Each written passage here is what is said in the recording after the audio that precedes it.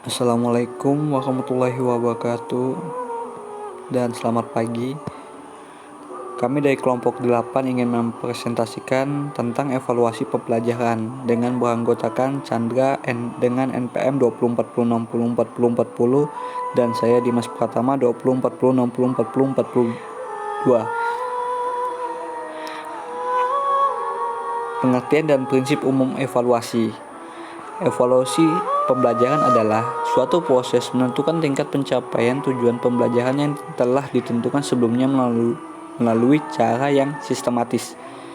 Prinsip umum evaluasi ada 5. Pertama, kontinuitas. Evaluasi harus dilakukan secara kontinu. Hasil evaluasi harus dihubungkan dengan hasil waktu sebelumnya sehingga dapat diperoleh gambaran yang jelas dan berarti tentang perkembangan siswa. 2. Komprehensif. Dalam melakukan evaluasi terhadap suatu objek, guru harus mengambil seluruh objek sebagai bahan evaluasi. 3. Adil dan objektif. Semua siswa harus diperlakukan sama. Evaluasi harus didasarkan atas kenyataan, bukan hasil manipulasi atau rekayasa. 4. Kooperatif. Dalam kegiatan evaluasi, guru harus bekerja sama dengan semua pihak, seperti orang tua siswa, sesama guru, kepala sekolah, siswa. 5. Praktis. Praktis berarti mudah digunakan, baik oleh guru yang menyusun alat evaluasi maupun orang lain yang menggunakan alat tersebut. Tujuan evaluasi. Evaluasi bertujuan untuk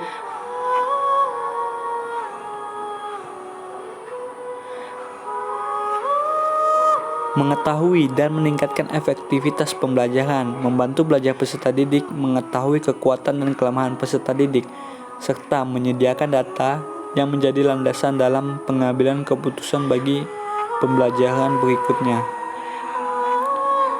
Syarat-syarat evaluasi. Validitas. Sebuah instrumen evaluasi dikatakan baik manakala memiliki validitas yang tinggi. Yang dimaksud validitas di sini adalah kemampuan instrumen tersebut mengukur apa yang seharusnya diukur. Reliabilitas. Instrumen dikatakan memiliki reliabilitas yang tinggi manakala instrumen tersebut dapat menghasilkan hasil pengukuran yang ajak. Objektivitas.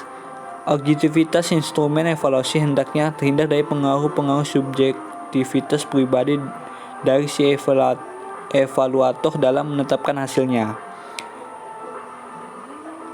Praktikabilitas. Sebuah instrumen evaluasi dikatakan memiliki praktikabilitas yang tinggi apabila bersifat praktis, mudah pengadministrasinya, dan memiliki ciri mudah dilaksanakan, tidak menuntut peralatan yang banyak, dan memberi kebebasan kepada audiens mengerjakan yang dianggap mudah terlebih dahulu. Ekonomis. Pelaksanaan evaluasi menggunakan instrumen tersebut tidak membutuhkan biaya yang mahal, tenaga yang banyak, dan waktu yang lama. Tahap kesukaran. Instrumen yang baik terdiri dari butir-butir instrumen yang tidak terlalu mudah dan tidak terlalu sukar. Daya pembedaan. Daya pembedaan sebuah instrumen adalah kemampuan instrumen tersebut membedakan antara audiens yang pandai berkemampuan tinggi dan audiens yang tidak pandai atau berkemampuan rendah. Jenis-jenis evaluasi pembelajaran. Yang pertama, evaluasi tes. Evaluasi tes merupakan suatu alat pengumpul informasi, tetapi jika dibandingkan dengan alat-alat yang lain, tes bersifat lebih resmi karena penuh dengan batasan-batasan. Tes mempunyai fungsi ganda, yaitu mengukur peserta didik dan untuk mengukur keberhasilan program pengajaran. Evaluasi tes memiliki dua jenis, yaitu tes uraian esai dan tes objektif. Tes bentuk uraian esai disebut bentuk urai karena menuntut peserta didik untuk menguraikan, mengorganisasikan, dan menyatakan jawaban dengan kata-katanya sendiri dalam bentuk, teknik, dan gaya yang berbeda satu dengan lainnya. Tes objektif. Tes objektif adalah pengukuran yang berdasarkan pada penilaian atas kemampuan siswa dengan soal menjelaskan jawaban yang benar atau yang salah dengan bobot nilai yang tetap. Kedua, evaluasi non-tes. Evaluasi non-tes adalah penilaian yang mengukur kemampuan peserta didik secara langsung dengan tugas-tugas yang real. Evaluates memiliki 5 jenis. Pertama, skala bertingkat. Skala menggambarkan suatu nilai yang berbentuk angka terhadap suatu hasil pertimbangan. Kedua, angket. Angket adalah sebuah daftar pertanyaan yang harus diisi oleh orang yang akan diukur atau responden. Ketiga, daftar cocok. Daftar cocok yakni deretan pernyataan yang biasanya singkat-singkat, di mana responden yang dievaluasi tinggal membutuhkan tanda cocok centang ditempatkan yang sudah disediakan. Keempat, wawancara merupakan suatu cara yang digunakan untuk mendapatkan jawaban dari responden dengan cara tanya jawab sepihak. Kelima, pengamatan atau observasi. Pengamatan atau observasi adalah teknik penilaian yang dilakukan oleh pendidik dengan menggunakan indera secara langsung. Pendekatan evaluasi pembelajaran terbagi menjadi 2. Yang pertama, pendekatan tradisional.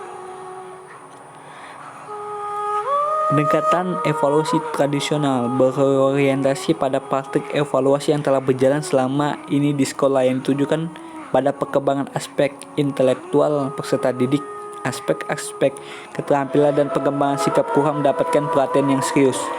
Dengan kata lain, peserta didik hanya dituntut untuk menguasai mata pelajaran. Kegiatan-kegiatan evaluasi juga lebih difokuskan pada komponen produk saja, sementara komponen proses cenderung diabaikan. Pendekatan sistem. Evaluasi pendekatan sistem adalah evaluasi yang dilakukan melalui sistem atau totalitas dari berbagai komponen yang saling berhubungan dan ketergantungan. Komponen evaluasi yang dimaksud meliputi komponen kebutuhan dan feasibility, komponen input, komponen proses, dan komponen produk. Sekian dari kelompok kami. Jika ada salah kata mohon dimaafkan. Wassalamualaikum warahmatullahi wabarakatuh. Selamat pagi dan terima kasih.